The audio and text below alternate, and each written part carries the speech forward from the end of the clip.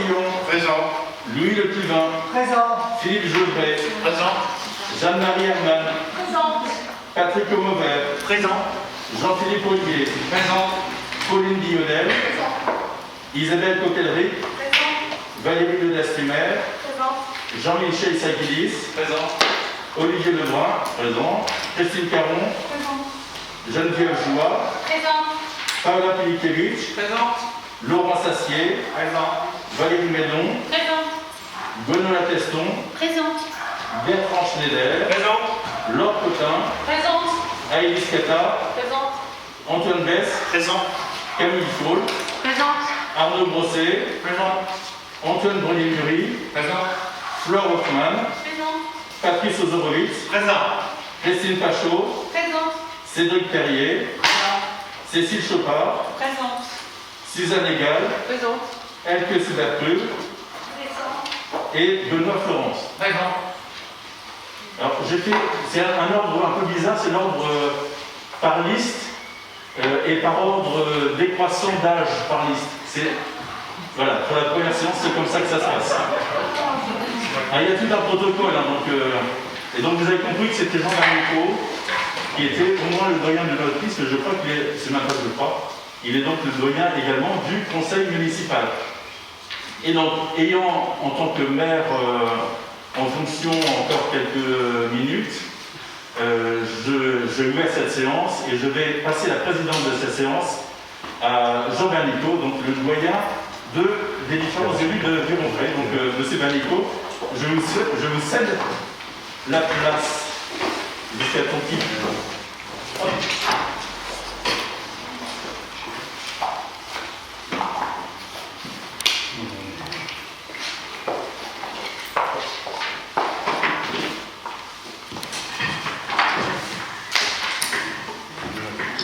Chers collègues, conformément à l'instruction préfectorale et à la tradition, je propose à l'Assemblée de désigner comme assesseurs les deux Benjamins, à savoir Antoine Brunier-Mury et Flore Hoffmann. Je rappelle les conditions requises pour l'élection du maire. Donc c'est l'article L2 2122-7 du Code général des collectivités territoriales. Le maire est élu au scrutin secret à la majorité absolue. Si après 2 tours de scrutin, aucun candidat n'a obtenu la majorité absolue, il est procédé à la 3e tour de scrutin. Et l'élection a lieu à la majorité relative. En cas d'égalité de suffrage, le plus âgé est déclaré élu. Ce texte ayant été rappelé, je demande au candidat de bien vouloir se faire connaître et de s'exprimer s'il le souhaite. Pour la liste Union pour Vironvray, je présente la candidature d'Olivier Lebrun.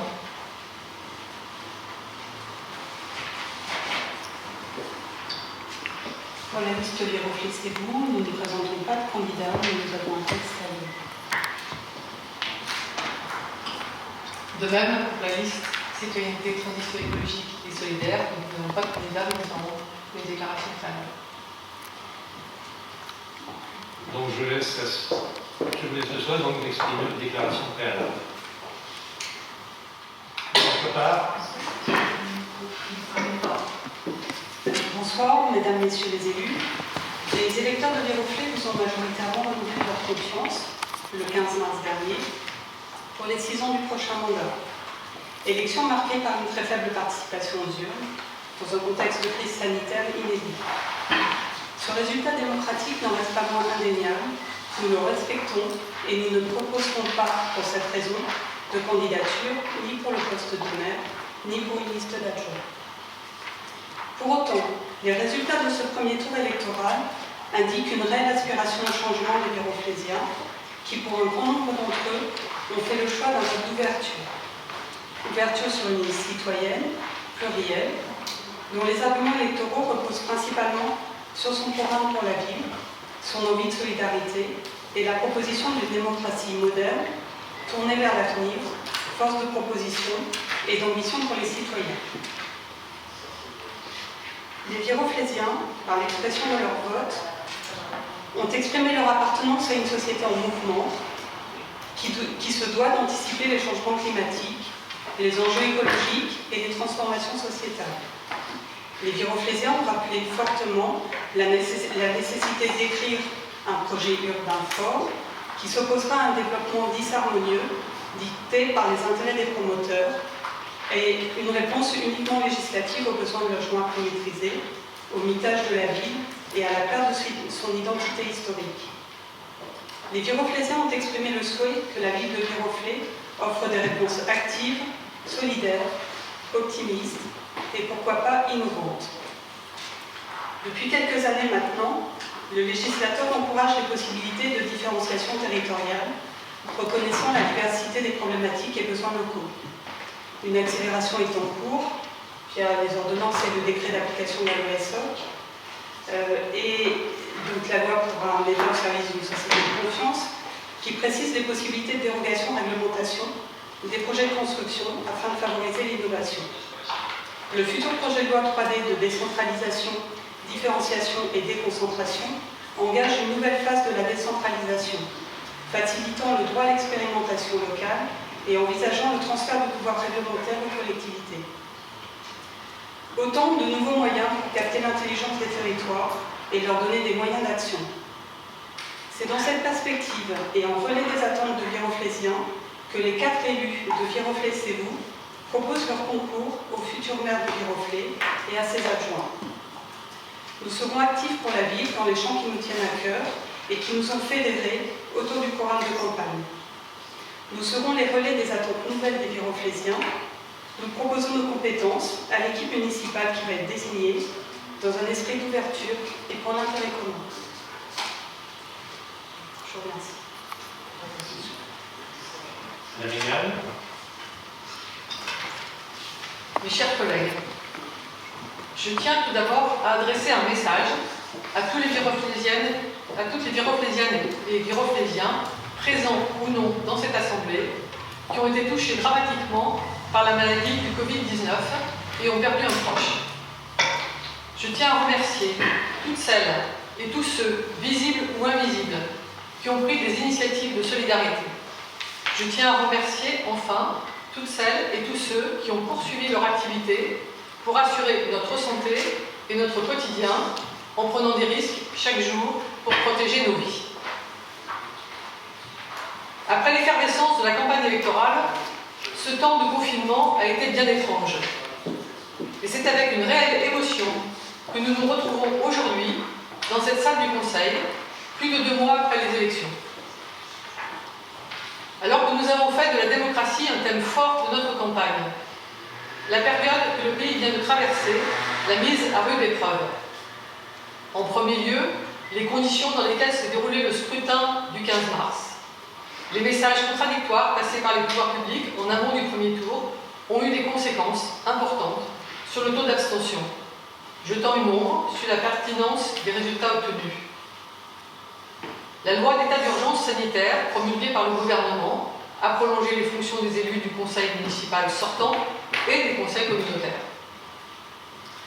Alors que depuis des mois, nos concitoyens réclamaient avec insistance et sous des formes diverses plus de démocratie, au lendemain de ce scrutin, ils se sont vus confisquer les prérogatives des élus chargés de les représenter localement.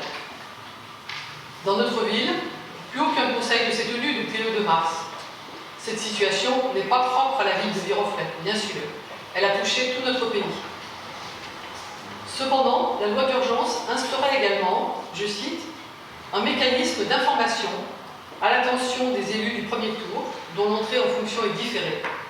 Ils seront destinataires de la copie de l'ensemble des décisions prises par le maire sur le fondement de l'article 2122 du Code général des collectivités territoriales.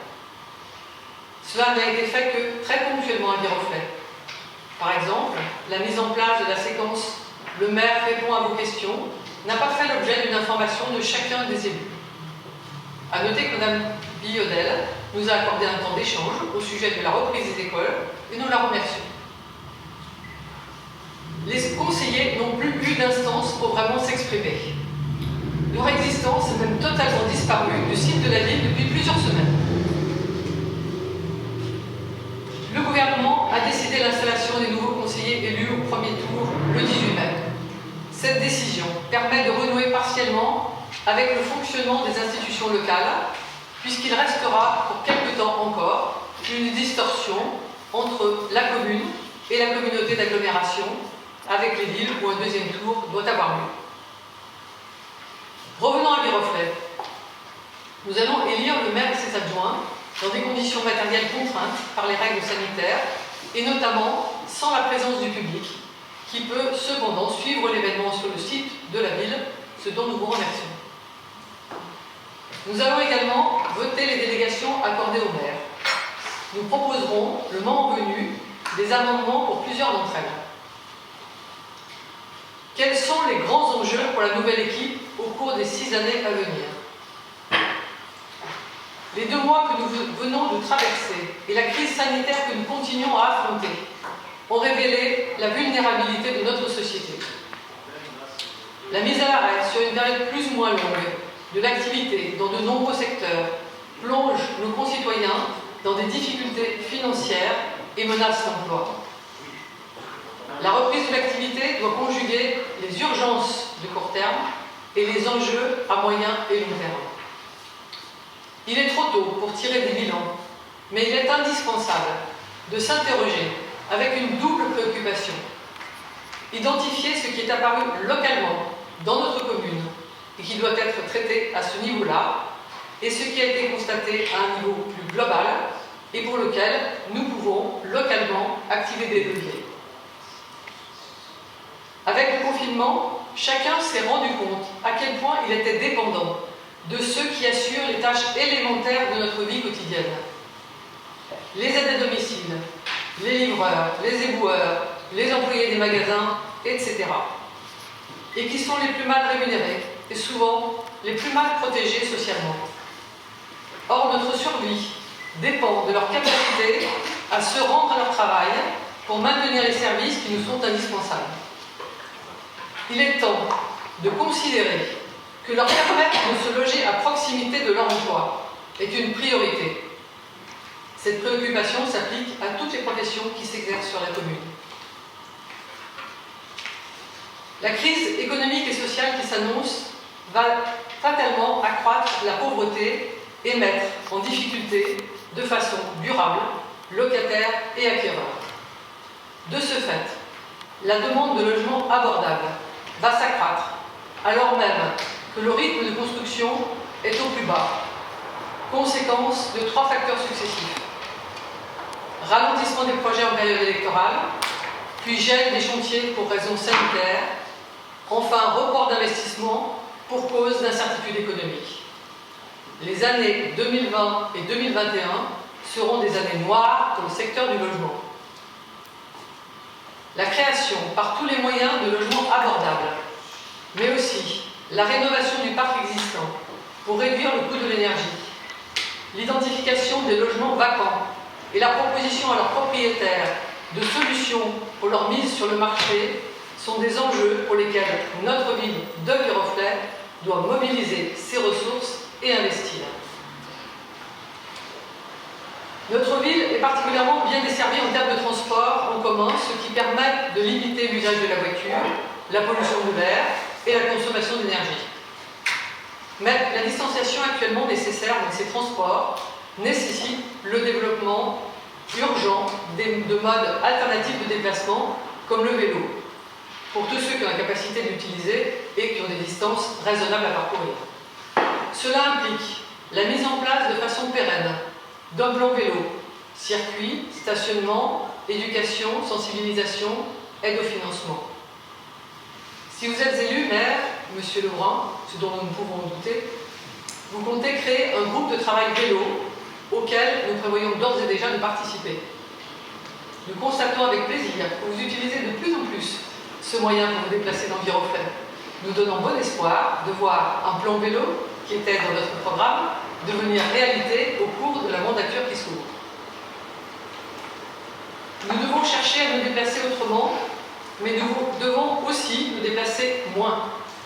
Le confinement a réduit de façon mesurable notre consommation d'énergie fossile et nos émissions de CO2, et cela à l'échelle planétaire, mettant en évidence l'intérêt écologique de la réduction des déplacements.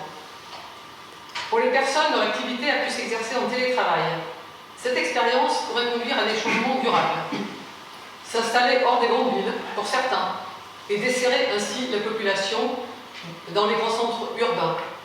Pour d'autres, répartir leur activité entre des journées en télétravail et des journées au bureau. Le télétravail peut s'exercer depuis son domicile, si les conditions matérielles le permettent, ou à partir d'espaces de travail collectif, qu'on appelle souvent coworking, à proximité du lieu d'habitation. Ces espaces de proximité en petites unités pourraient remplacer une partie des immeubles de bureaux qui pourraient alors être reconvertis en logements. Un chantier très intéressant à intégrer au projet d'urbanisme de Viroflay. Le confinement a été plus difficile, voire très difficile, pour les personnes logées dans des petits appartements sans espace extérieur, ne serait-ce qu'un balcon. Si Viroflay est dotée de belles forêts, elle doit se poser la question des espaces à proximité des logements collectifs qui se construisent. L'existence d'espaces verts communs devrait être recherchée, pouvant même donner lieu à des jardins partagés. Encore un sujet à intégrer au projet d'urbanisme de Viroflay. L'enseignement à distance, justifié par le confinement, a montré la nécessité pour les familles d'être équipées d'un ordinateur, de disposer d'Internet et de maîtriser ces techniques. Il est indispensable d'en tenir compte pour établir le reste à vivre des familles, voire d'envisager des dotations ou locations de matériel ou d'accès à Internet. Un bilan des décrocheurs scolaires à l'échelle de notre commune de Viroflay est à faire. Alors même que la lutte contre les sacs à usage unique, les ustensiles jetables, etc., commençait à entrer dans les fêtes, l'arrivée des masques jetables, des lingettes désinfectantes, des blouses à usage unique, etc., vient jeter le trouble et augmenter brutalement le risque de pollution et le volume de nos déchets sur l'ensemble de la planète. Sans plus attendre, à Viroflay, nous devons augmenter le nombre de poubelles avec tri dans l'espace public et lancer, au niveau de VGP, une campagne pédagogique sur ces nouvelles sources de pollution. Dans le même temps, la réutilisation de textiles pour faire des blouses de protection a montré tout l'intérêt du recyclage. Nous devons garder le cap de la réduction de nos déchets, poursuivre le développement des chaînes de réutilisation et investir dans l'économie circulaire, ressourcerie, peut-être unités de réparation de matériel, etc. Pour nos approvisionnements de première nécessité, nous avons vu l'intérêt d'une production de proximité. De plus, dans cette période critique, beaucoup de familles ont rencontré et rencontrent des difficultés financières pour se nourrir de manière équilibrée. Ceci a mis en relief l'importance clé de la restauration collective dans l'alimentation. Au niveau de la commune de Viroflay, et tout particulièrement avec les cantines, nous devons orienter nos approvisionnements en privilégiant les circuits courts, les produits de saison, les produits de l'eau et faire évoluer notre alimentation en diversifiant l'apport de protéines avec des menus sans viande. Concernant les personnes âgées, la crise a révélé la fragilité effroyable de beaucoup d'établissements d'hébergement pour personnes âgées dépendantes (EHPAD).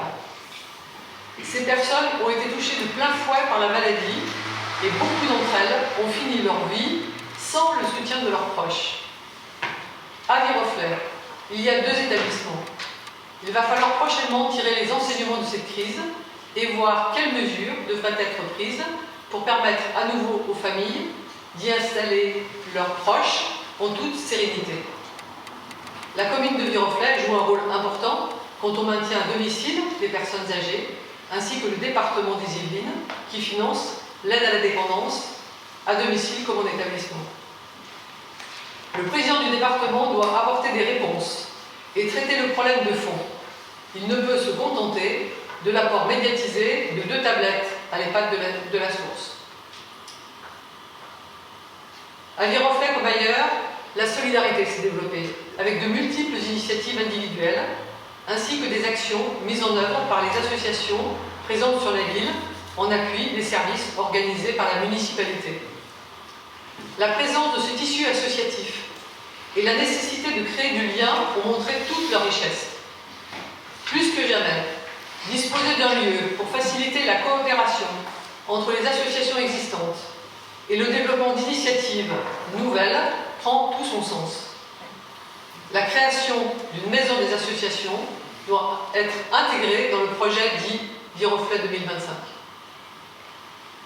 Pour terminer, je souhaiterais parler de la démocratie participative qui a été portée pendant la campagne par les deux groupes minoritaires présents dans cette instance. Cela signifie que plus de 44% des Viroflaysiens attendent des changements significatifs en la matière sur cette mandature, comme la création de comités de quartier ou la mise en place d'un conseil des jeunes. Notre société a montré sa capacité à innover et à se réinventer. Nous formons le souhait que cette mandature participera à créer le monde d'après. C'est dans cet esprit que nous, élus du groupe Citoyenneté, Transition écologique et solidaire, comptons assurer notre mandat. Je vous remercie de votre attention. Merci mesdames. J'invite donc maintenant le conseil municipal à procéder à l'élection du maire.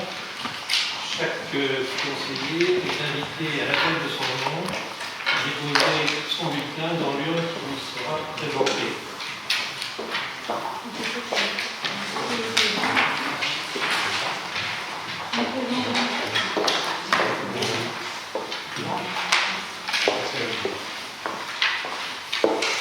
Je commence par moi.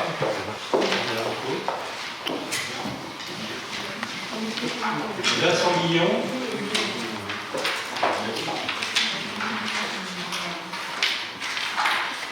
Louis Le Pilin.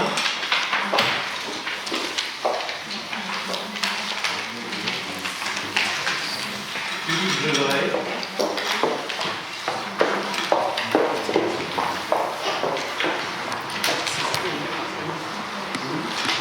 Jeanne-Marie Hermann.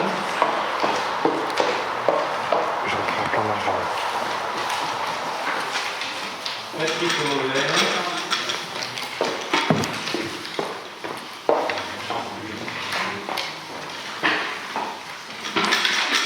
Jean-Philippe Ollier. Céline Violaine.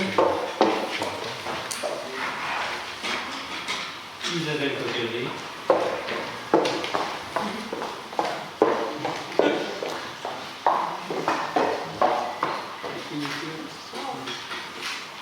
Valérie Le Nassimère. Jean-Michel Sekidis.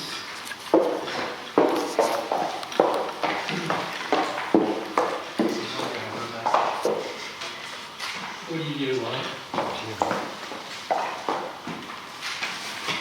Christine Caron. Geneviève Loy.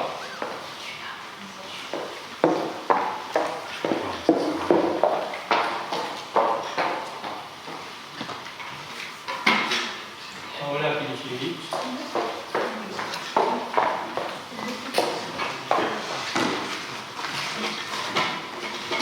Laurent Sassier.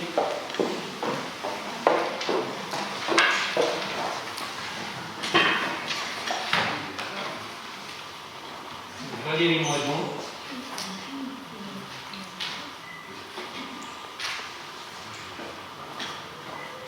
Bruno Pesco.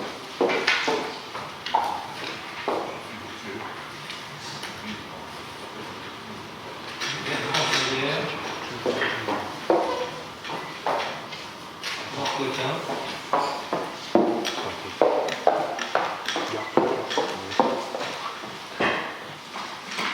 Aïlis Cata.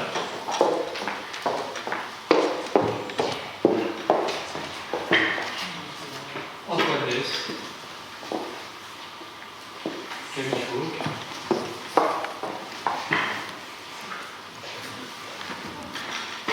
Arnaud Brosset.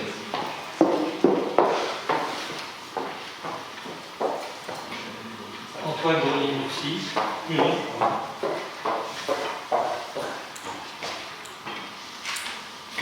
Laure Hoffmann. Patrick Lodorowitz.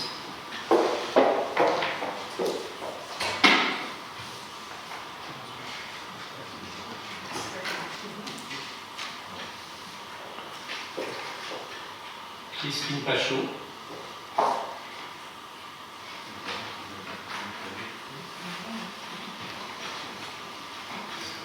Cédric Perrier. Cécile Chopard.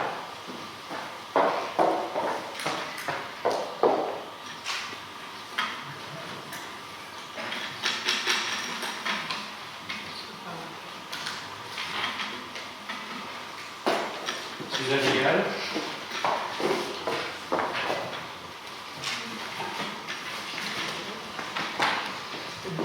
Quelques Suzanne Brut.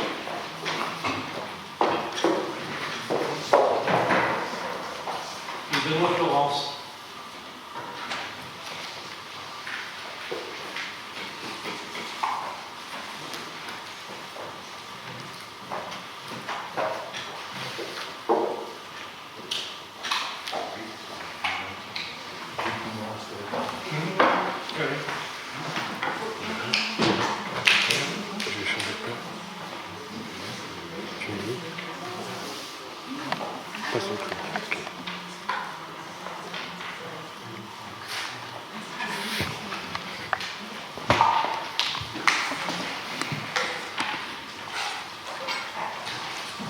Le dépouillement peut commencer donc, par Antoine Rodriguez et Dorfman.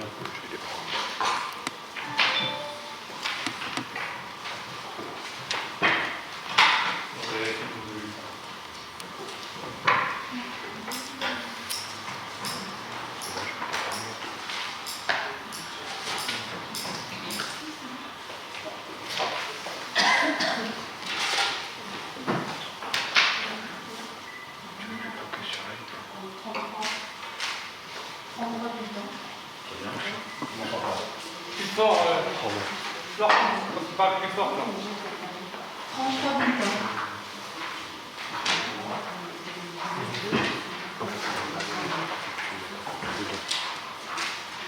Olivier Lebrun.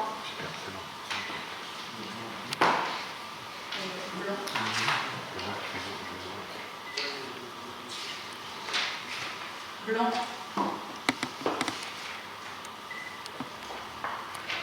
Blanc. Olivier Lebrun. Blanc. Olivier Lebrun.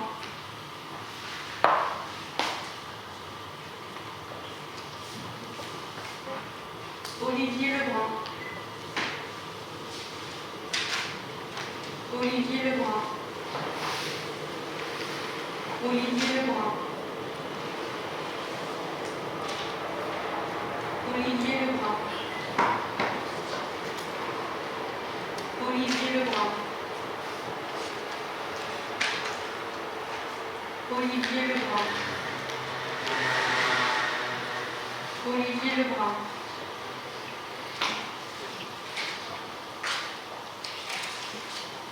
Olivier Lebrun.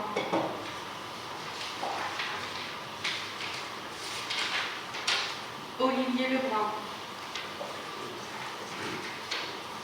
Olivier Lebrun.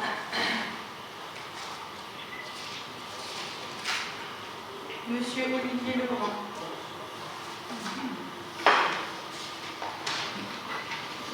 Olivier Lebrun. Olivier Lebrun.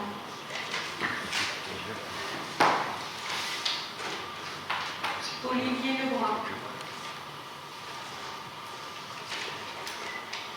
Olivier Lebrun.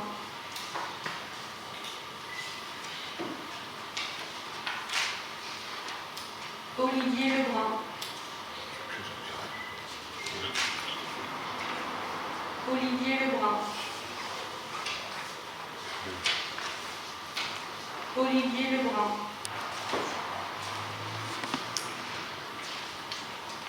Olivier Lebrun.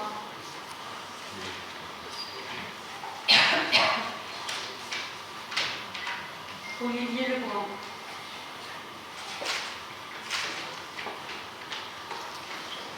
Olivier Lebrun.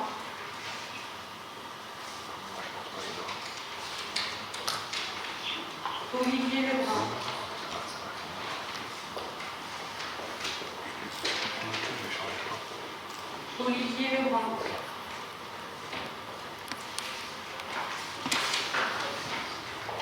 Blanc.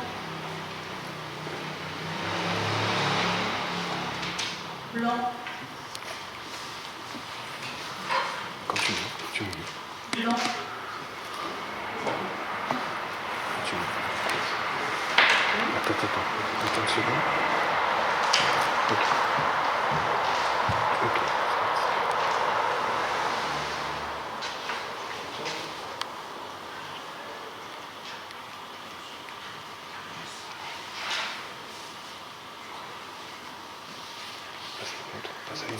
Donc 26 voix pour Olivier Lebrun et 7 blancs. Oui. Passe à une autre, si tu peux. Passe à autre chose, Si Olivier Lebrun est recueilli, la majorité absolue, je ne prends pas l'amendement du Conseil municipal, d'ailleurs de Viroflay. Dis-moi, une seconde.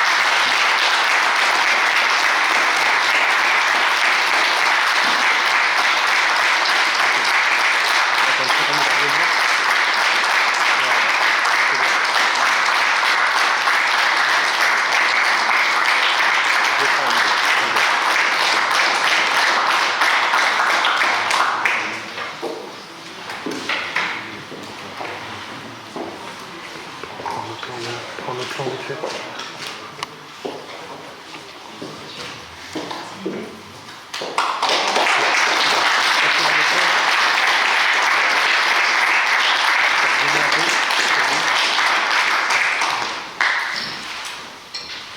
Bien, merci à vous tous. Je vais moi aussi évidemment faire une petite allocution, peut-être un peu moins longue que ça devient légal, sachant que la campagne est terminée depuis 2 mois. Mesdames et messieurs, les élus de Viroflay, et grâce à la diffusion en direct de notre séance, chers Viroflaysiens et chères Viroflaysiennes qui suivent cette séance du conseil municipal si particulière. Et je pense que vous comprenez tous pourquoi je la qualifie de si particulière. Je suis heureux et fier de revêtir à nouveau cette écharpe qui m'oblige, comme tous ceux qui la portent, à être sans cesse garant de l'intérêt général, à poursuivre mes efforts et à encourager les élus municipaux à accompagner ces efforts pour rendre Viroflay encore plus attachante qu'elle ne l'est aujourd'hui. Pour Viroflay, les élections sont déjà lointaines, mais nous nous souvenons tous que la campagne électorale au cours de laquelle chacun avait pu défendre son idée de Viroflay et sa façon de l'administrer au mieux. Les électeurs m'ont reconduit dès le premier tour à la tête d'une équipe renouvelée à plus de 40% de ses membres, et leurs voix se sont aussi portées en minorité sur les projets alternatifs. Il y avait pourtant au moins un point commun entre les différentes listes en présence. Toutes reconnaissaient qu'il faisait bon vivre et qu'il fait toujours bon vivre à Viroflay, naître, vivre, grandir et vieillir à Viroflay. Et je crois savoir que chacun d'entre nous ce soir n'a qu'une envie, celle de continuer à y vivre dans un cadre chaleureux et convivial. C'est ce que nous allons nous efforcer de faire durant 6 ans, tous ensemble. Cette séance du 25 mai 2020 aurait dû se dérouler le 20 mars dernier. Mais la pandémie que connaît le monde entier a bouleversé le calendrier démocratique de notre pays. Pour 4500 communes françaises, un deuxième tour doit encore se tenir dans un mois. Mais j'entends dire par les chroniqueurs politiques que la démocratie allait pouvoir reprendre ses droits. À Viroflay, comme dans toutes les communes françaises, la démocratie n'a jamais cessé de fonctionner, même lorsque le maire était hospitalisé. C'est cela aussi le grand atout de notre démocratie représentative. C'est de disposer d'élus locaux, proches du terrain et pratiquement bénévoles, qui savent prendre leurs responsabilités lorsque c'est nécessaire, et qui savent prendre la raclette et la serpillière lorsqu'une école est inondée par un orage inopiné, ou qui savent se mettre à disposition pour distribuer des masques à la population en milieu de semaine. Et comme la démocratie repose sur l'expression du peuple, je commencerai donc cette allocution de l'investiture par des remerciements. Merci aux Viroflaysiens qui nous ont renouvelé leur confiance le 15 mars dernier après une campagne relativement courte, mais dense, et qui s'est déroulée la plupart du temps dans une sorte de respect des listes en présence. Merci aux anciens élus, qui ont assumé leur mandat avec cœur et dévouement pendant 6 ans, avec un supplément inattendu de 2 mois pour certains d'entre eux. L'un d'eux m'avouait qu'en l'espace d'une journée, c'est-à-dire le mercredi de distribution des masques, il avait reçu plus de remerciements qu'il n'en avait eu depuis le premier jour où il avait été élu, c'était en 1995.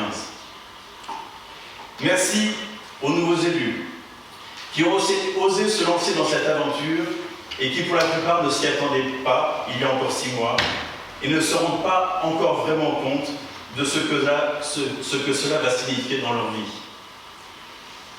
Merci à vos proches, conjoints, enfants, parents, de vous avoir permis de vous présenter, peut-être pour la première fois, à une élection municipale.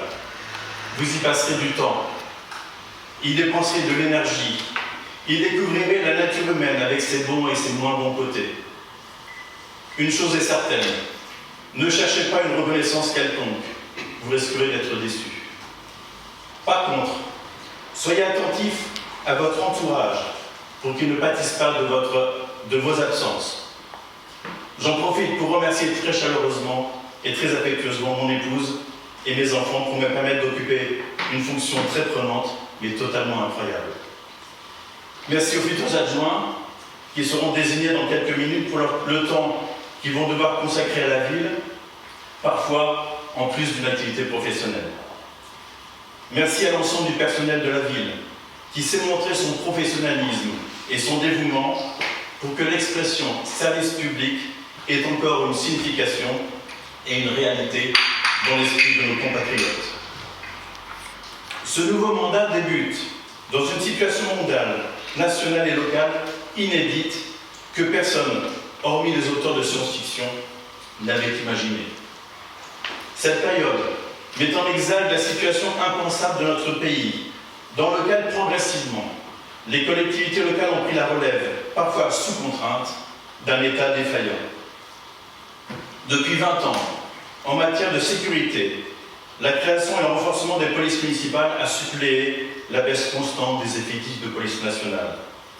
Dans le domaine du logement social, depuis 20 ans également, l'État a transféré aux communes sa responsabilité première de la construction de HLM.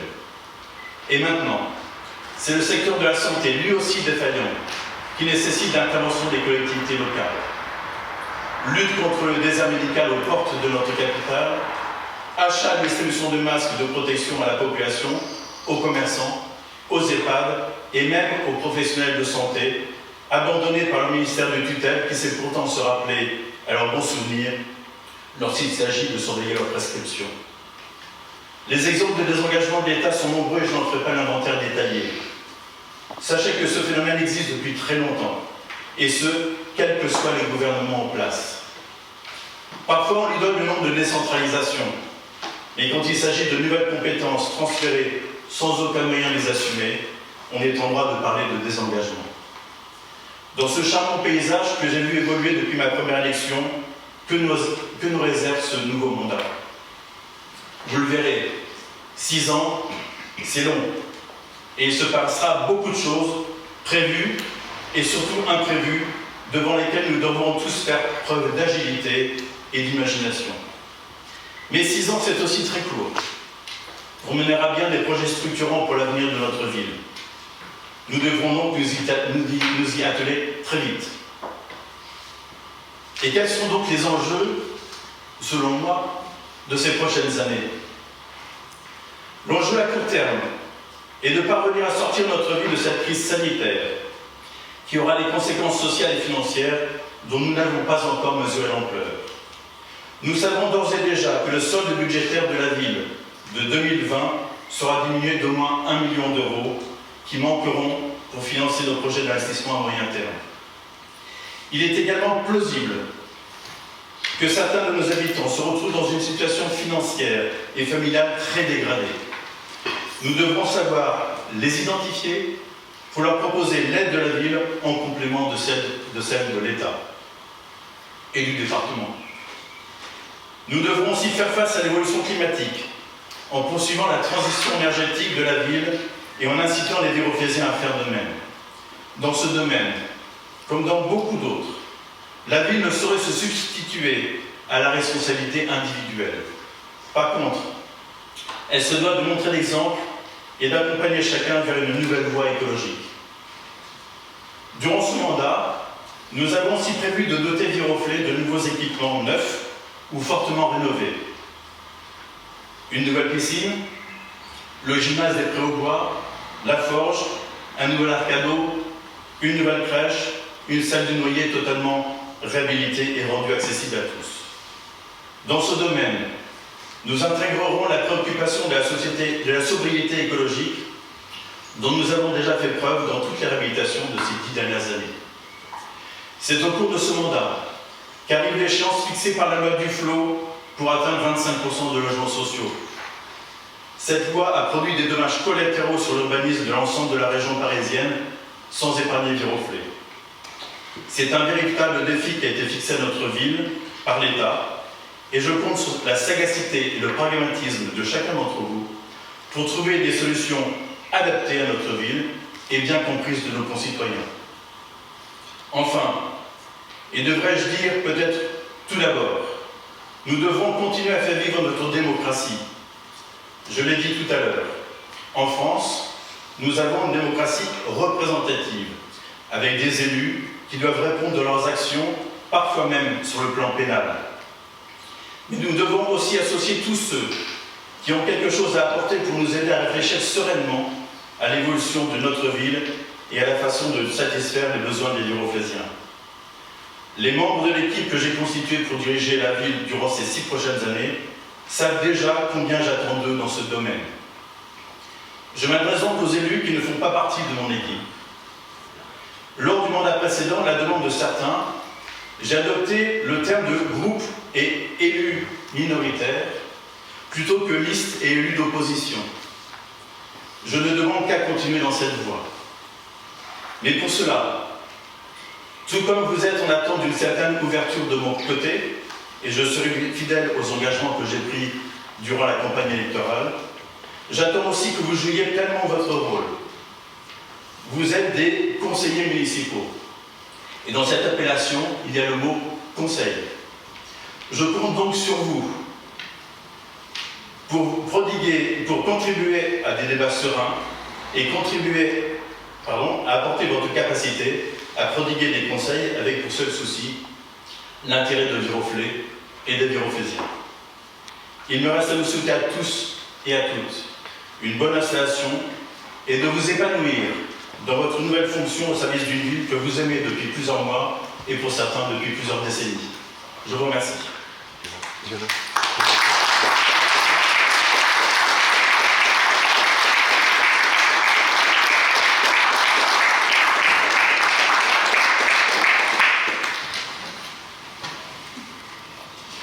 Eh bien, nous poursuivons le cours de cette séance, qui est très cadrée, cette séance, c'est très réglementaire. Donc nous allons d'abord choisir le nombre d'adjoints, c'est une délibération. La loi fixe à 30% du nombre de conseillers municipaux le nombre d'adjoints potentiels, c'est-à-dire, à Viroflay, 33 multiplié par 30%, c'est 9,9. Comme les élus ne comptent pas et qu'on est à 0,1 près, en fait, nous devons donc prendre 9 adjoints. En tout cas, je vous propose de désigner ce nombre, qui sera 9 adjoints pour Viroflay. Y a-t-il des demandes de commentaires en particulier? Pas de commentaires. Nous procédons au vote donc pour 9 adjoints avant de procéder à leur élection. Qui est contre cette décision de 9 adjoints? Qui s'abstient? 1, 2, 3 abstentions. Merci. Qui est pour? On va aussi lever la main pour ceux qui sont pour. Donc ça fait 30 pour. Je vous remercie. Donc, autre délibération qui suit évidemment celle-ci de près, c'est la désignation des adjoints et leur élection par le conseil municipal. Alors c'est un scrutin de liste qui doit compter au maximum 9 adjoints, 9 noms. J'ai cru comprendre que vous n'alliez pas proposer de liste d'adjoints ni Mme Chopard ni Mme Égal. Donc je vous propose la liste suivante, que je vais nommer liste Pauline Biodel. Comme ça, ce ne sera pas la peine d'écrire tous les noms, donc vous pourrez mettre liste Pauline Biodel. Donc, Pauline Biodel, Vincent Guillon, Laure Cotin, Louis Le Pivin, Jeanne-Marie Herman, Jean-Michel Issakidis, Christine Caron et Jean-Philippe Ollier.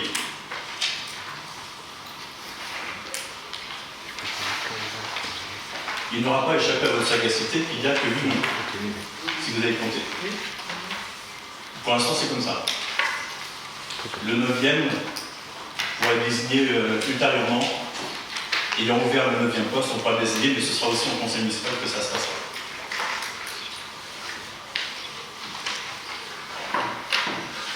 Bien. Donc je vais procéder à la fête de votre nom. Vous avez bien marqué sur le papier, donc je commence par Jean Bernicot.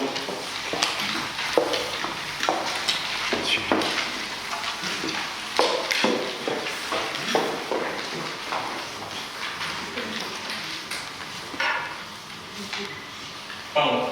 Vincent Guillon. Louis Le Pivin. Philippe Gevray.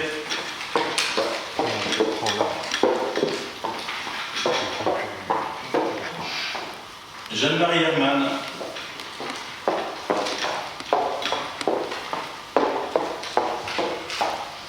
Patrick Aumauvert.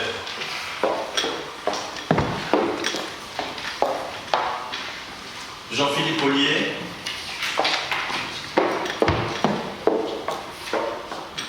Pauline Biodel. Isabelle Cocadric.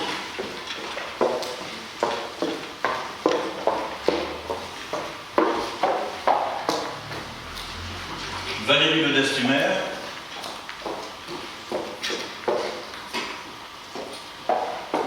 Jean-Michel Issakidis.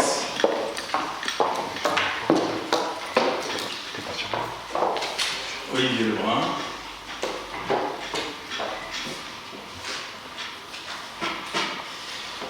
Christine Caron. Geneviève Joie.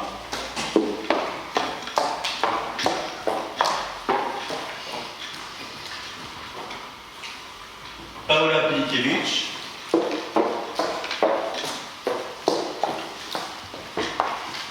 Laurent Sassier.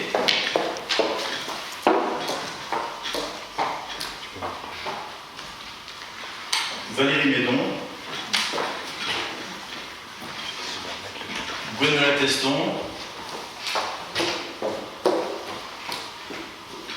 Bertrand Schneider.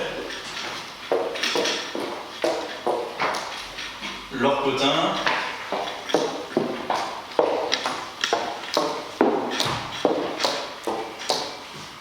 Aïlis Kata.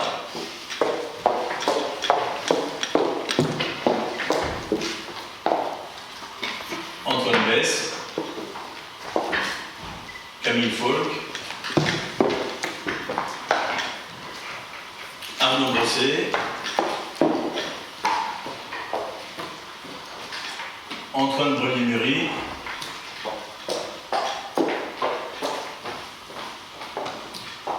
Flore Hoffmann.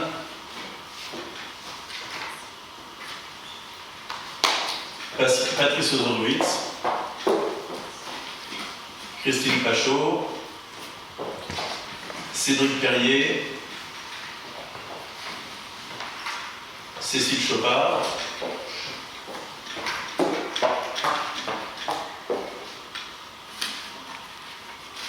Suzanne Égal.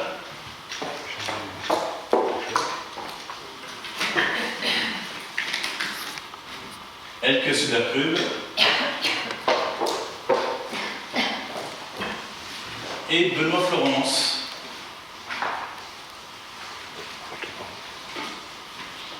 Donc je propose de renouveler notre confiance aux deux scrutateurs, Laure Hoffmann Tu peux changer de plan. Tu peux changer de plan, c'est bon. et Antoine René-Mury, pour le dépouillement. Allez-y directement avec les noms, je pense qu'on arrivera à 33 au final. Blanc. Blanc. Blanc. Blanc. Tu peux changer de plan. Liste Pauline Biodel. Blanc. Blanc.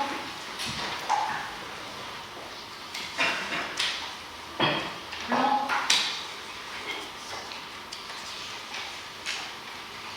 Liste Pauline Biodel.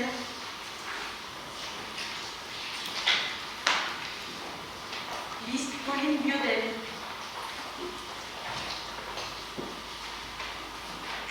Liste Pauline Biodel. Tu peux changer de plan, il y en a qui ont un peu. Liste Pauline Biodel.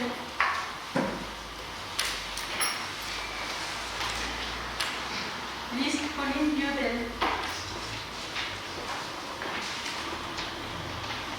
Blanc.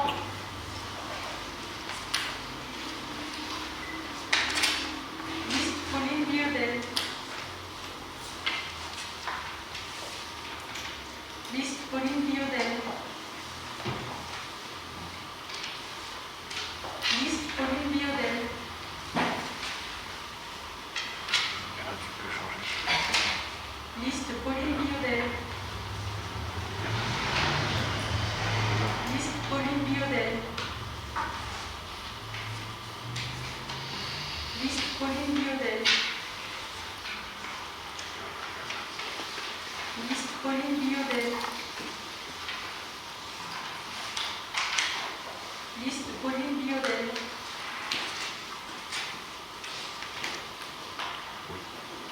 Liste Pauline Biodel. Tu m'entends? Liste Pauline Biodel.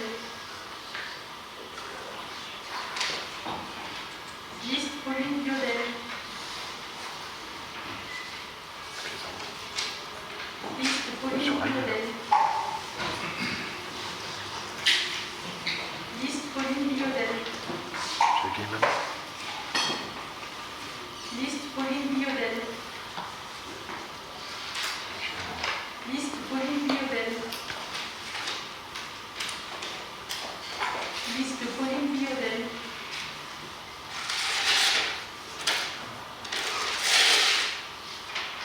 Liste Pauline Biodel. Liste Pauline Biodel. Liste Pauline Biodel.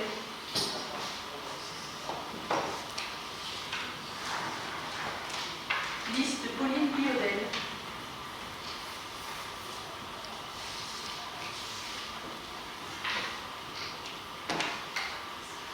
Donc il y a bien 33 scrutins, 26 pour la liste Union pour Viroflay et 7 blancs. Eh bien, je vous remercie. Donc, je déclare Pauline Biodel, Vincent Guillon, Laure Petain, Louis Lepivin, Jeanne-Marie Hermann, Jean-Michel Sakilis, Christine Caron, Jean-Philippe Pollier, dans cet ordre-là, adjoint au maire de Viroflay. Et je vais leur mettre leur écharpe à chacun d'entre eux, en gardant autant que possible la distanciation physique, ce qui n'est pas forcément très facile. Je vais mettre mon masque. Ok, c'est moi. Alors,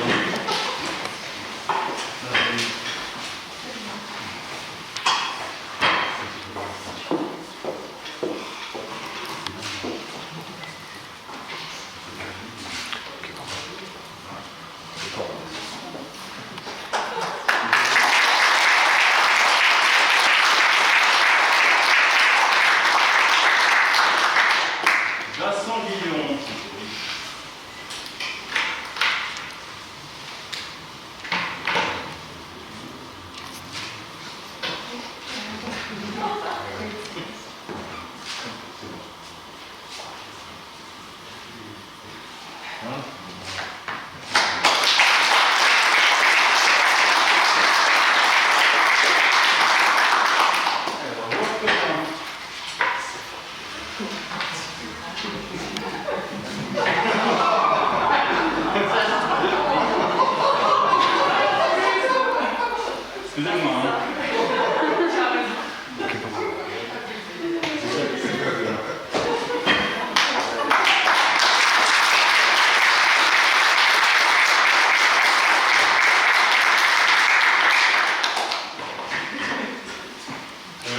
Scrupin.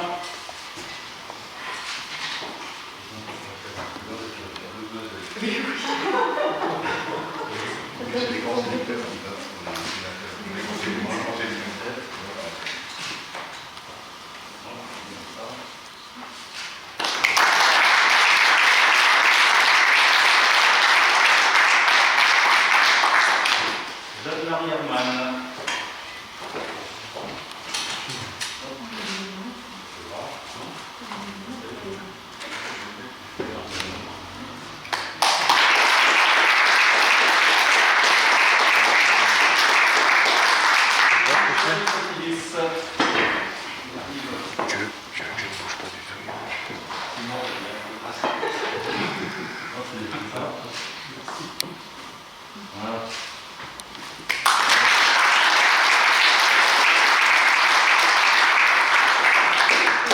Christine Caron.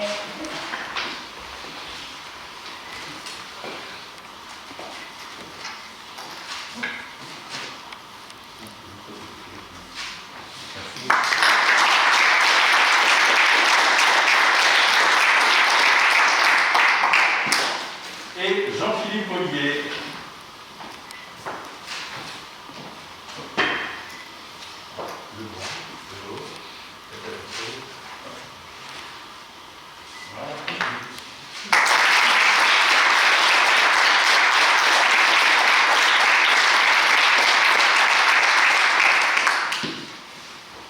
Bien, vous voici revêtus, vous voici revêtus de vos écharpes tricolores et qui vous donne aussi statut d'officier de police judiciaire.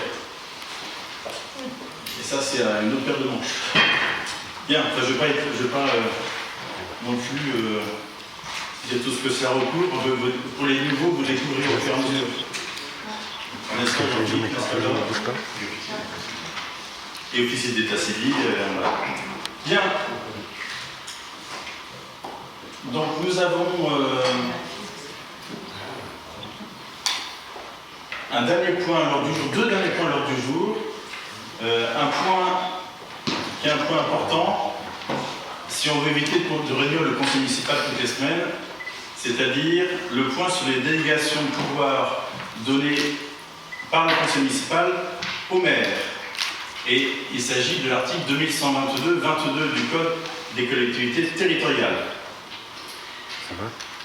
Alors, cet article 2122-22, j'essaie ensuite un légal prendre la parole pour faire ses observations peut-être en amont, je vous le présente d'abord. Il comporte 27 points, c'est-à-dire 27 autorisations et délégations du conseil municipal au maire. Je vais quand même vous en faire lecture en essayant peut-être d'être synthétique autant que possible, s'il est possible de synthétiser une loi. Alors, donc la délégation pour toute la durée du mandat, donc d'arrêter et de modifier l'affectation des propriétés communales utilisées par les services publics municipaux, de procéder à tous les actes de délimitation des propriétés communales, de fixer l'ensemble des tarifs et droits de voirie, de stationnement, de dépôt temporaire sur les voies et autres lieux publics, et d'une manière générale des droits prévus au profit de la commune qui n'ont pas un caractère fiscal, ces droits et tarifs pouvant, le cas échéant, faire l'objet de modulation résultant de l'utilisation de procédures dématérialisées. De procéder dans les limites déterminées par le budget à la réalisation des emprunts destinés au financement des investissements prévus dans le budget et aux opérations financières utiles à la gestion des emprunts, y compris les opérations de couverture des risques de taux et de change, ainsi que de prendre les décisions mentionnées. Je vous fais grâce des articles concernés, sous réserve des dispositions du C du même article, et de passer à cet effet les actes nécessaires. De prendre toute décision concernant la préparation, la passation, l'exécution, le règlement des marchés et des accords cadres, ainsi que toute décision concernant leurs avenants lorsque les crédits sont inscrits au budget. Cinquièmement, de décider de la conclusion et de la révision du louage de choses pour une durée n'excédant pas 12 ans. Sixièmement, de passer les contrats d'assurance ainsi que d'accepter les indemnités de sinistres y afférentes. Septièmement, de créer, modifier ou supprimer les régies comptables nécessaires au fonctionnement des services municipaux. Huitièmement, de prononcer la délivrance et la reprise des concessions dans les cimetières. 9e, d'accepter les dons et legs qui ne sont grevés ni de conditions ni de charges. 10e, de décider l'aliénation de gré à gré de biens mobiliers jusqu'à 4 600 €. 11e, de fixer les rémunérations et de régler les frais d'honoraires des avocats, notaires, huissiers de justice et experts. 12e, de fixer dans les limites de l'estimation des services fiscaux, ce qu'on appelle les domaines, le montant des offres de la commune à notifier aux expropriés et de répondre à leurs demandes. 13e, de décider de la création de classes dans les établissements d'enseignement. 14e, de fixer les reprises d'alignement en application d'un document d'urbanisme. 15e, d'exercer au nom de la commune les droits de préemption définis par le Code de l'urbanisme, que la commune en soit titulaire ou délégataire, de déléguer l'exercice de ces droits à l'occasion de l'aliénation d'un bien selon les dispositions prévues par 2 autres articles de ce même code, sous réserve que cette aliénation réponde aux objectifs définis dans les documents d'urbanisme en vigueur s'appliquant au territoire communal. 16e, d'intenter au nom de la commune les actions en justice et de défendre la commune dans les actions intentées contre elle, dans tous les cas, devant toute juridiction, et de transiger avec les tiers dans la limite de 1 000 €. De régler les conséquences dommageables des accidents dans lesquels sont impliqués des véhicules municipaux dans la limite de 5 000 €. De donner, 18e, de donner, en application de l'article L324.1 du Code de l'urbanisme, l'avis de la commune préalablement aux opérations menées par un établissement public foncier local. 19e, de signer la convention prévue par l'avant-dernier alinéa du Code de l'urbanisme, de l'article 311.4, précisant les conditions dans lesquelles un constructeur participe au coût d'équipement d'une zone d'aménagement concerté, et de signer la convention prévue par le 3e alinéa de l'article 332.11.2 du même code, dont sa loi antérieure, la loi numéro 2014-1655 du 29 décembre 2014, de finances rectificatives pour 2014, précisant les conditions dans lesquelles un propriétaire peut verser la participation pour voirie et réseau. 20e, de réaliser des lignes de trésorerie sur la base d'un montant maximum autorisé par le conseil municipal de 5 millions €. 21e, d'exercer ou de déléguer en application de l'article L214.1.1 du Code de l'urbanisme au nom de la commune le droit de préemption défini par l'article L214.1 du même code dans tous les cas. D'exercer au nom de la commune, 22e, d'exercer au nom de la commune le droit de priorité défini aux articles L241 à L243 du Code de l'urbanisme ou de déléguer l'exercice de ce droit en application des mêmes articles. 23e, de prendre les dispositions mentionnées aux articles L523.4 et L523.5 du Code du patrimoine relatives à la réalisation de diagnostics d'archéologie préventive prescrits pour les travaux d'aménagement ou de travaux sur le territoire de la commune. 24e, d'autoriser au nom de la commune le renouvellement de l'adhésion aux associations dont elle est membre. 25e, de demander à tout organisme financeur l'attribution de subventions dans la limite de 50 000 € par projet. 26e, d'exercer au nom de la commune le droit prévu au 1 de l'article 10 de la loi numéro 75-1351 du 31 décembre 1975 relative à la protection des occupants de locaux à usage d'habitation. Et enfin, 27e, d'ouvrir et d'organiser la participation du public par voie électronique prévue au 1 de l'article L123.19 du Code de l'urbanisme. Je n'ai pas été synthétique du tout, parce que je vous ai lu l'intégralité de l'article L2122, dans lequel nous avons apporté des précisions sur les limites fixées par le conseil municipal dans ses délégations au maire. Voilà, y a-t-il des demandes de parole? Je crois savoir que oui. Ah, c'est M. Florence qui s'y colle, donc on va donner le micro à M. Florence. Il peut s'en emparer d'ailleurs de lui-même. Il est accroché au support. Vous parlerez bien dedans pour qu'on puisse vous entendre. Et encore mieux si votre intervention est rédigée ce sera peut-être bien de nous la passer, ce sera plus simple pour la rédaction du procès-verbal exhaustif. Je le dis aussi pour Mme Chopard, Mme Egal, pour votre intervention initiale. Je vois qu'il y a eu aussi des coupures au moment de la diffusion Facebook qui ne devraient pas se voir dans le replay, mais qui sont intervenues, je ne sais plus jusqu'à quand. Donc en fait, donc ce serait bien aussi que vous nous passiez vos interventions en format Word, pour qu'on puisse les intégrer dans le procès-verbal exhaustif. En plus ou pas? Monsieur Florence, vous avez la parole. Monsieur le maire, mes chers collègues, les délégations contenues dans la délibération qui nous est soumise sont plus nombreuses que celles dont disposait le maire au cours de la mandature précédente, ce qui signifie qu'au cours de la mandature qui s'ouvre aujourd'hui, moins de décisions seront soumises à l'approbation du conseil municipal.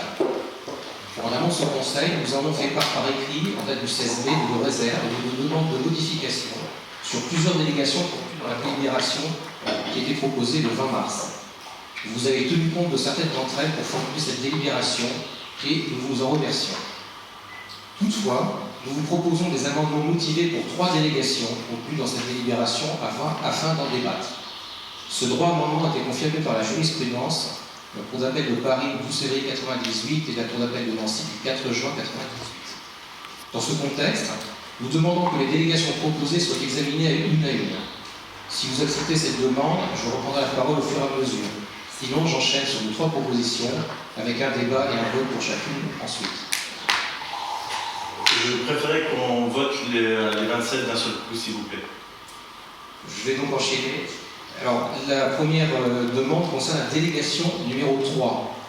D'une part, les emprunts ne doivent pas pouvoir être réalisés dans une autre monnaie que l'euro, et d'autre part, si la gestion des emprunts peut conduire à accepter autre chose que les taux fixes ou d'autres montages financiers, ces choix devraient être très encadrés et nécessairement soumis au conseil municipal. Telles que formulées dans la délibération, ces possibilités pourraient faire courir des risques à la ville. La délégation pourrait être réécrite comme suit: de procéder dans les limites déterminées dans le budget et la réalisation des emprunts en euros à taux fixe, destinés au financement des investissements prévus par le budget et aux opérations financières utiles à la gestion des emprunts, en supprimant la partie de phrase, y compris les opérations de couverture des risques de taux et de change, le reste étant un changement. Concernant la délégation numéro 25, c'est-à-dire la demande de subvention, cette délégation est limitée à un montant de subvention de 50 000 €, ce qui est raisonnable. La demande de subvention est l'occasion de présenter les grandes lignes des projets en conseil municipal. Nous demandons que cette délégation ne puisse être utilisée que pour un projet déjà présenté en conseil, et donc d'écrire cette délégation comme suit: de demander à tout organisme financeur l'attribution de subventions à la limite de 50 000 € par projet, déjà présenté au conseil municipal. Changement porte sur déjà présenté, la demande sur déjà présentée au conseil municipal. Enfin, la délégation numéro 27. Nos concitoyens demandent de pouvoir s'exprimer sur les choix qui les concernent. Lancer une consultation peut être une solution pour répondre à cette attente. Il est important que ces consultations se fassent en accord avec le conseil municipal. Les élus représentent la population et sont les garants du respect de l'intérêt général. Aussi, comme une consultation nécessite... Monsieur Florence, excusez-moi, venez prendre le micro de la Mégale, si on vous entendra mieux. Il y a des problèmes de coupure de temps en temps. Venez prendre le micro de la Mégale en vous tenant à distance. Mettez-vous de l'autre côté de la table, Mme Mégale restez là, mettez-vous de l'autre côté, voilà. Et appuyez sur le push of the button. Merci. Je reprends à partir de la délégation numéro 27. Oui. Nos concitoyens demandent de pouvoir s'exprimer sur les choix qui les concernent. Lancer une consultation peut être une solution pour répondre à cette attente. Il est important que ces consultations se fassent en accord avec le conseil municipal. Les élus représentent la population et sont les garants du respect de l'intérêt général. Aussi, comme une consultation nécessite d'en présenter les contours, objectifs poursuivis, définition des destinataires de la consultation, publicité autour de la consultation, règles d'exploitation des résultats, processus de décision, nous proposons que ces éléments fassent l'objet d'une charte. Et nous proposons de maintenir cette délégation en l'écrivant ainsi: d'ouvrir et d'organiser la participation du public par voie électronique, prévue au 1 de l'article L. 123-19 du Code de l'environnement, dans le respect de la charte établie par le conseil municipal.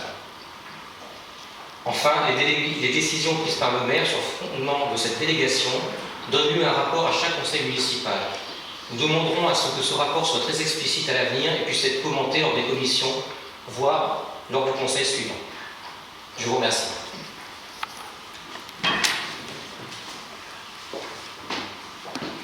Y a-t-il d'autres demandes de parole sur cet article de L 2122-22? Bien. Effectivement, les alinéas de cet article que nous votons aujourd'hui sont plus importants que ceux de 2014. Et pour cause, l'article a été modifié 7 fois depuis 2014. Donc si vous allez sur Légifrance, vous verrez les différentes modifications qui ont été apportées, dont l'article d'ailleurs sur la participation du public par voie électronique pour l'article 123-19 du Code de l'environnement, entre autres. Donc clairement, le nombre est plus important parce que la loi a évolué. Et ce qui est normal, la loi évolue, ce qui est normal.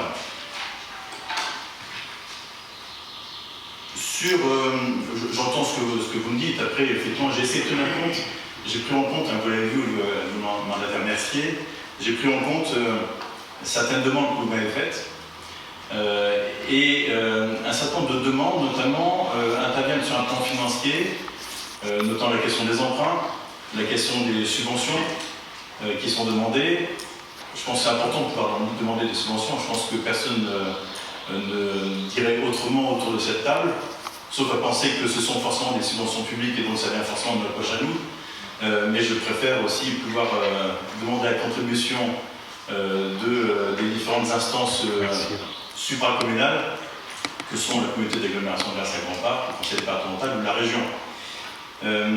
Donc sur la plupart de ces éléments financiers, ils s'inscrivent dans le cadre d'un budget. Ce budget, je le rappelle pour ceux qui sont nouveaux, le budget est un cadre général qui définit la plupart du temps à la fois donc une enveloppe globale, mais également qui prévoit des projets d'investissement. Et ces projets d'investissement sont la plupart du temps, je ne veux pas dire toujours, mais la plupart du temps définis en prévision dans le budget de l'année à venir. Donc, ce qui fait que beaucoup de ces projets sont déjà connus, dans leur grande ligne en tout cas, dans leur volonté politique de les mettre en œuvre, sont déjà connus du conseil municipal. Et donc il est classique que la demande de subvention auprès des organismes supracommunaux intervienne quelques mois après lorsque le projet se lance de façon opérationnelle.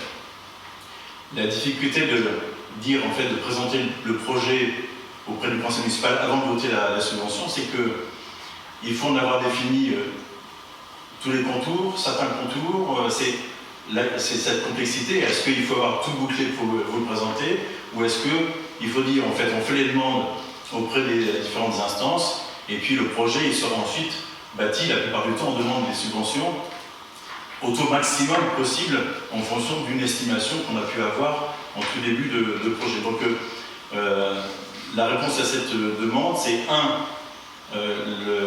les projets sont la plupart du temps connus du conseil municipal, en tout cas dans leur grande ligne, et deuxièmement, en fait, ils feront l'objet, j'allais dire je m'y engage, ils feront l'objet d'une discussion le plus tôt possible entre nous. Il faudra définir les modalités pour pouvoir vous en informer et débattre autour de ces différents projets. Évidemment, nous sommes une équipe majoritaire, nous avons à piloter la ville, et donc nous avons aussi notre liberté d'action dans le cadre du budget que nous vous proposons de voter chaque année, et qui est toujours voté à l'unanimité de ma liste, et qui fait l'objet souvent d'un vote d'abstention au mieux, ou un vote contre par les listes minoritaires. Sur la question des emprunts, et là aussi en fait je ne répondrai pas, je ne souhaite pas prendre votre amendement. Vous savez néanmoins que je suis toujours prudent en matière de gestion. Et je crois savoir que, quand j'ai écouté un petit peu ce qui se disait dans la campagne électorale, je crois savoir que la qualité de la gestion de la ville de Viroflay, de son équipe municipale depuis des années, a été plutôt reconnue et appréciée. Et donc en l'occurrence, il n'est pas question, nous n'avons pas montré durant les années passées, il n'est pas question de prendre le moindre risque au niveau des emprunts que nous pourrions être amenés à contracter. Donc clairement, Là-dessus, je vous demande de nous faire confiance, sachant que de toute façon, les emprunts sont tous évoqués lors du vote du budget et lors du vote du compte administratif. Et donc on en connaît les caractéristiques, la durée, le taux et le montant nominal et le montant restant dû. Donc tout cela, en fait, c'est dans la théorie en fait qu'effectivement cette question de couverture de change et de risque en fait existe. Quant à la question sur ouvrir en fait la participation du public par voie électronique et de demander une charte à établir entre nous, je ne sais pas ce que signifie une charte sur ce sujet-là.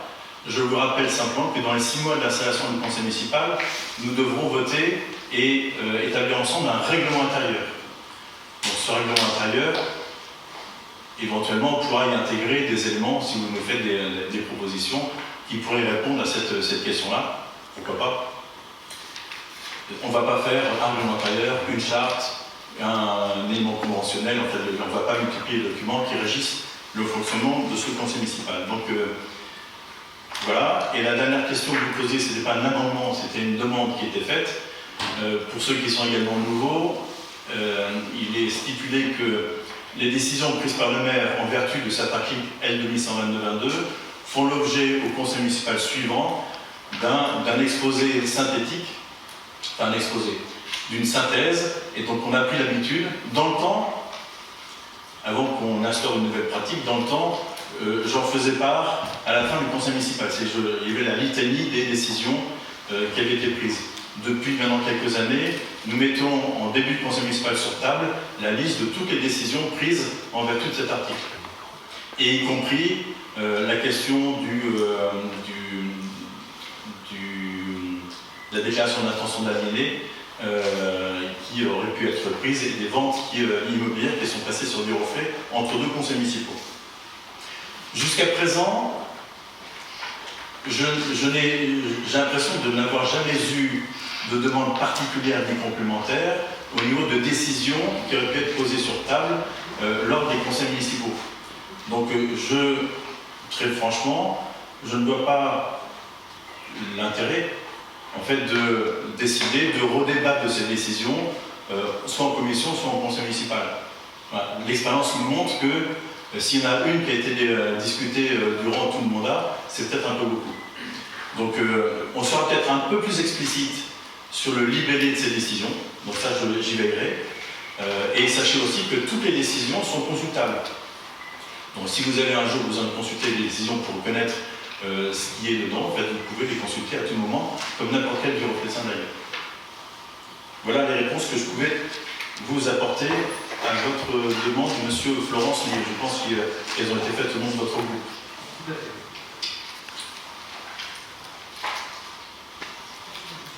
Madame Chopard.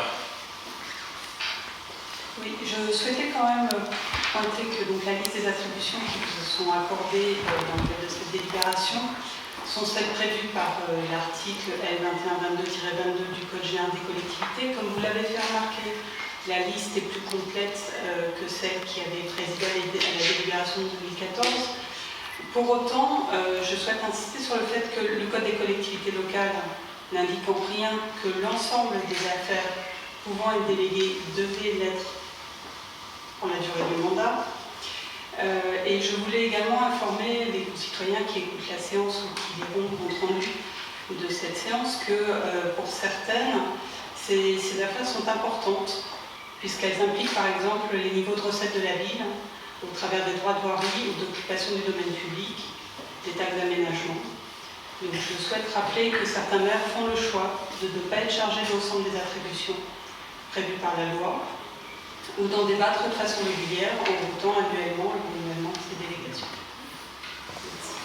Merci. Juste une précision, c'est que l'article lui-même prévoit que, effectivement, ce n'est pas sur toute la durée du mandat. Elle prévoit juste que ces délégations prennent fin dès l'ouverture de la campagne électorale de renouvellement du conseil municipal. Donc, effectivement, il y a quelques semaines qui ne sont pas comprises dans le mandat, donc c'est l'article lui-même qui le prévoit. Donc, je vous propose de prendre la délibération sur la durée du mandat, à l'exception de cette écriture qui correspond à la durée de la période électorale de renouvellement du mandat, c'est-à-dire en 2026. Donc oui, effectivement, on pourrait cocher, dire si alors on l'apprend, si alors on n'apprend pas. L'expérience montre que la plupart du temps, en fait, il est plus simple dans la question du tarif. Je peux vous dire qu'il y a un certain nombre de tarifs qui sont pris au niveau de la ville de Viroflay. Si on devait les voter en conseil municipal, tous, ce serait quelque chose d'extrêmement fastidieux. Il y en a certains qu'on prend, effectivement. Les autres, il y a quand même les tarifs de cantine, et puis les tarifs de centres de loisirs, les tarifs des ateliers d'art, les tarifs des droits de voirie, d'occupation des domaines publics. En fait, il y en a beaucoup. Voilà. Après, l'information est disponible et je suis tout à fait disposé à en discuter avec vous lorsque c'est nécessaire. Vous avez aussi la possibilité, je vous le rappelle, et ça c'est le règlement intérieur qui le définira, si vous le souhaitez, de poser des questions en fin de séance du conseil municipal. Donc en fait, vous pouvez aussi poser des questions, si vous le souhaitez, sur des décisions qui vous sembleraient, dont il semblerait nécessaire d'apporter quelques explications complémentaires. Voilà. Donc je vous propose de voter la délibération telle que je vous l'ai proposée avec certaines modifications dont j'ai tenu compte des modifications proposées par ma légale il y a quelques jours et dont j'ai tenu compte, mais pas au-delà. Voilà, donc nous procédons au vote de cette délibération. Y a-t-il des oppositions à cette délibération sur l'intégralité de la délibération? 3 oppositions. Y a-t-il des abstentions? 2 abstentions. 3. J'ai pas vu l'autre main. Donc, 3 abstentions. Et donc je propose aux autres de voter pour. Merci. Donc cette délibération est donc adoptée à la majorité, avec 3 abstentions et 3 voix contre. Alors il y a un truc nouveau maintenant, dernier point de l'ordre du jour. Un élément nouveau, c'est, je vais la retrouver. Je ne vais pas tarder à la retrouver. Voilà. Je me dois de lire, en vertu de l'article 1111-1-1 du Code général des collectivités territoriales, le CGCT, je me dois de vous lire la charte de l'élu local. Même si j'ai déjà abordé, non monsieur Sakidi, si vous vous calmez, même si j'ai déjà abordé un certain nombre de droits et de devoirs des élus, celle-ci vient de nos députés, de nos parlementaires. Elle comporte 7 points. Et qui sont importants. Premièrement, l'élu local exerce ses fonctions avec impartialité, diligence, dignité, probité et intégrité. Deuxièmement, dans l'exercice de son mandat, l'élu local poursuit le seul intérêt général à l'exclusion de tout intérêt qui lui soit personnel, directement ou indirectement, ou de tout autre intérêt particulier. Point essentiel. Troisièmement, l'élu local veille à prévenir ou à faire cesser immédiatement tout conflit d'intérêts. Lorsque ses intérêts personnels sont en cause, dans les affaires soumises à l'organe délibérant dont il est membre, l'élu local s'engage à les faire connaître avant le débat et le vote. Quatrièmement, l'élu local s'engage à ne pas utiliser les ressources et les moyens mis à sa disposition pour l'exercice de son mandat ou de ses fonctions à d'autres fins. Cinquièmement, dans l'exercice de ses fonctions, l'élu local s'abstient de prendre des mesures lui accordant un avantage personnel ou professionnel futur après la cessation de son mandat ou de ses fonctions. Sixièmement, l'élu local participe avec assiduité aux réunions de l'organe délibérant et des instances au sein desquelles il a été désigné. Septièmement, issu du suffrage universel, l'élu local est et reste responsable de ses actes pour la durée de son mandat devant l'ensemble des citoyens de la collectivité territoriale à qui il rend compte des actes et décisions pris dans le cadre de ses fonctions.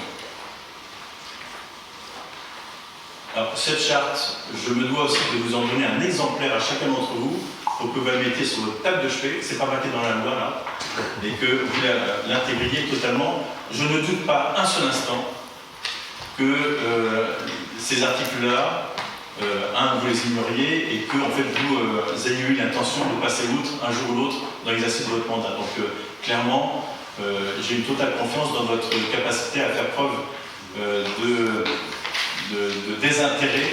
C'est-à-dire, il faut se montrer désintéressé non pas par les affaires de la ville, mais désintéressé sur le plan personnel, voire professionnel, évidemment. Donc là-dessus, je n'ai aucun doute sur aucun d'entre vous. Je ne vous connais pas tous encore totalement, mais si vous êtes présentés à l'élection, c'est parce que vous avez aussi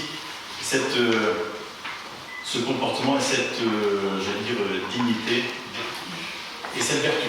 Monsieur Sédis, tout à fait. Voilà, je pense avoir été tout à fait complet sur cet ordre du jour.